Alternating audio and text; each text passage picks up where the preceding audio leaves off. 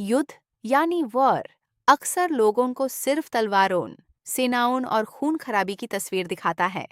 लेकिन the art of war हमें ये सिखाती है कि असली युद्ध हमेशा बैटलफील्ड पर नहीं होता, बल्कि ज्यादातर युद्ध दिमाग और सोच के स्टार पर लड़ा जाता है।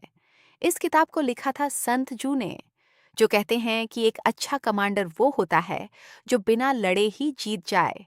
सन त्सू के मुताबिक युद्ध तब शुरू होता है जब डिप्लोमेसी फेल हो जाती है, और युद्ध का असली मकसद दुश्मन को बर्बाद करना नहीं, बल्कि अपने ऑब्जेक्टिव को मिनिमम लॉस के साथ अचीव करना होता है।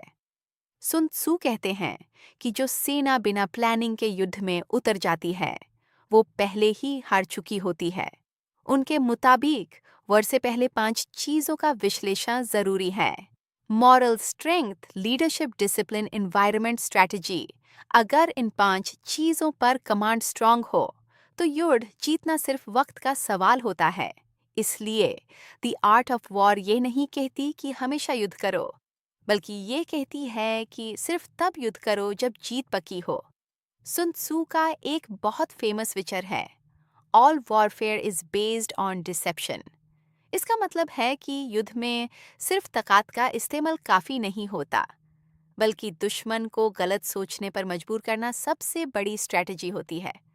कभी कमजोर दिखना जब आप स्ट्रांग हो, और कभी स्ट्रांग दिखना जब आप कमजोर हो। ये डिसेप्शन ही युद्ध जीतने का असली हथियार है। ये प्रिंसिपल सिर्फ मिलिट्री तक सीमित नहीं है, बल्कि बिजनेस, पॉलिटिक्स और जिंदगी के डिसीजंस में भी लागू होता है। बेस्ट वॉर वो है जो लड़े बिना जीती जाए।